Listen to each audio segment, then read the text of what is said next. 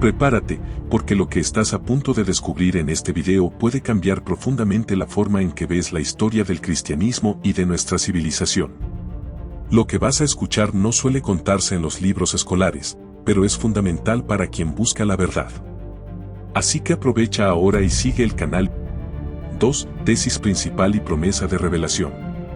Hoy vamos a revelar cómo un solo hombre, movido por la sed de poder y el pragmatismo político, transformó el cristianismo primitivo en algo radicalmente distinto del mensaje original de Jesús.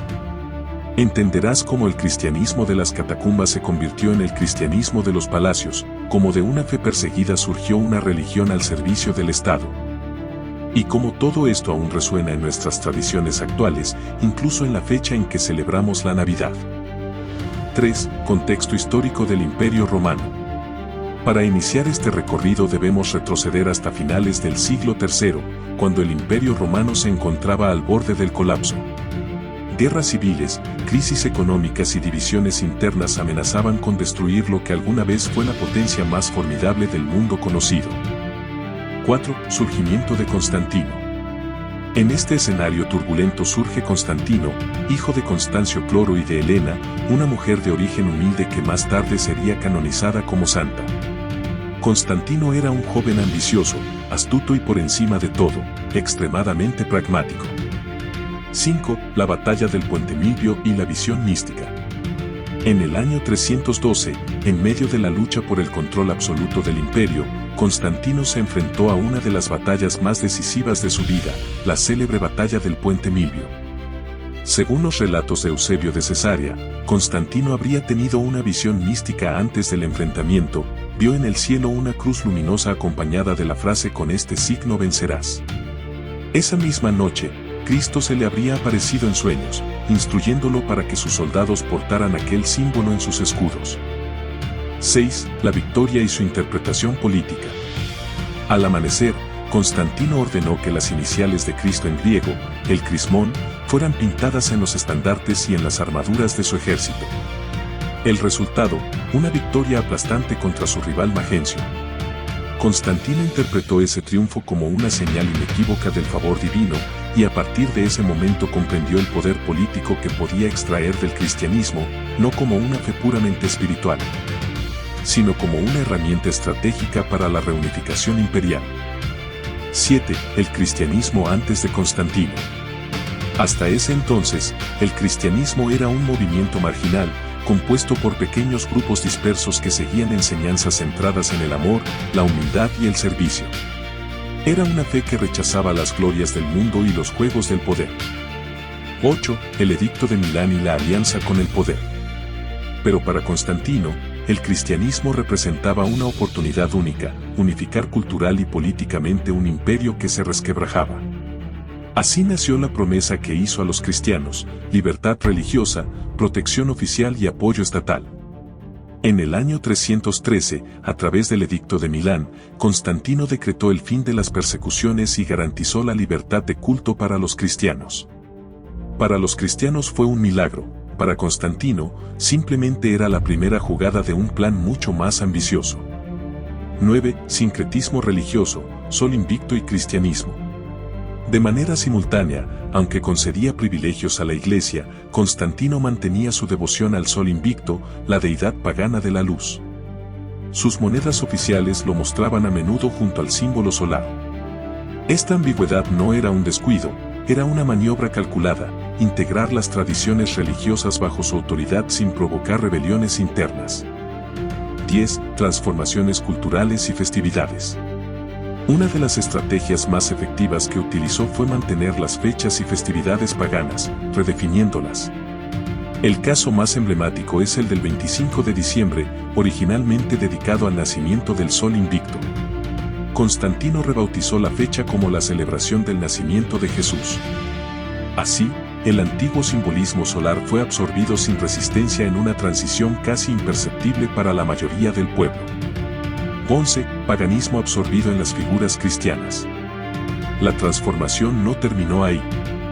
Muchos atributos de los dioses paganos fueron transferidos a figuras cristianas. Apolo, dios de la luz y la sanación, inspiró las representaciones de San Sebastián. Diana, protectora de las mujeres, fue reinterpretada en las imágenes de la Virgen María. Júpiter, el rey de los dioses, cedió sus símbolos de autoridad al Dios Padre del cristianismo. Estas adaptaciones permitieron que las masas continuaran con sus devociones familiares bajo nuevas formas. 12. Consecuencias espirituales y políticas. Pero espiritualmente significaron una profunda alteración del mensaje cristiano original.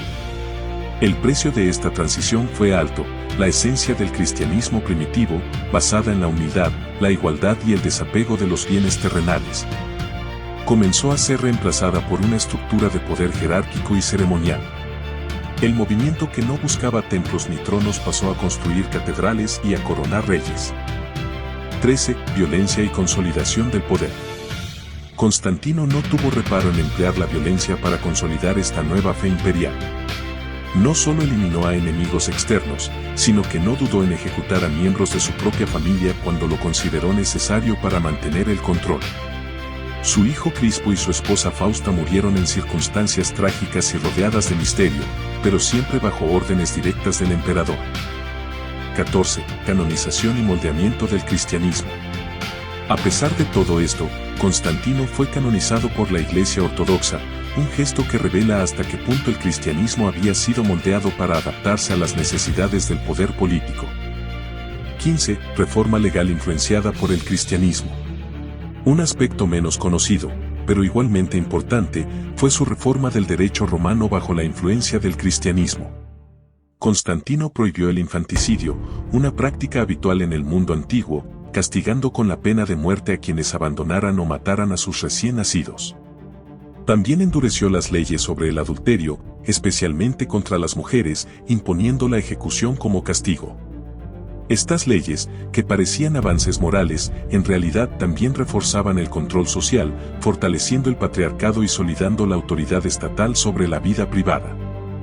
16. Conclusión: el inicio de una transformación irreversible. Todo esto apenas marca el inicio de una transformación que cambiaría para siempre no solo al cristianismo, sino al curso de la civilización occidental. Y lo que sucedió después fue aún más profundo. El verdadero genio de Constantino no residía únicamente en sus conquistas militares, sino en su capacidad para moldear la religión y consolidar su dominio absoluto. Lo que había comenzado como una fe de perseguidos terminaría por convertirse en la columna vertebral del Estado romano. El evento crucial, el Concilio de Nicea, convocado en el año 325 por el propio Constantino. Por primera vez en la historia, un emperador romano presidía un concilio cristiano. El objetivo oficial era resolver disputas teológicas, especialmente la controversia arriana que cuestionaba la divinidad de Cristo. Pero más allá de las doctrinas, el concilio fue una demostración de poder. La Iglesia y el Estado comenzaban a fusionarse en una alianza sin precedentes. Allí se definieron los pilares del dogma cristiano oficial, se redactó el credo niceno y se estableció la uniformidad litúrgica y doctrinal. Las herejías fueron condenadas, y quienes no se alineaban con las decisiones del concilio eran perseguidos. Constantino entendía que la unidad religiosa era clave para la unidad política, y no dudó en intervenir en los asuntos internos de la Iglesia para lograrla. Con el tiempo, esta intervención se convirtió en costumbre. Los emperadores sucesores de Constantino continuaron moldeando la doctrina cristiana según las necesidades del imperio. La Iglesia, a su vez, fue asumiendo características del poder imperial, jerarquía, fasto, control ideológico. El cristianismo que emergió de este proceso era muy distinto al mensaje radical de amor y entrega que predicó Jesús en los caminos de Galilea. Así, lo que comenzó como una persecución terminó en una coronación. El imperio no fue conquistado por el cristianismo, fue el cristianismo el que fue conquistado por el imperio. Y esa conquista aún resuena hoy en día, en nuestras celebraciones, en nuestras creencias y en las estructuras que rigen nuestra sociedad. Comprender esta transformación no es solo un ejercicio histórico, es un paso hacia la conciencia crítica de cómo el poder puede moldear incluso las verdades más sagradas. Por eso, si quieres seguir explorando estas verdades ocultas y comprender cómo el pasado sigue dando forma a nuestro presente, suscríbete al canal. Aquí, desentrañamos las capas de la historia que rara vez se enseñan en las aulas, pero que son esenciales para quien busca la verdad.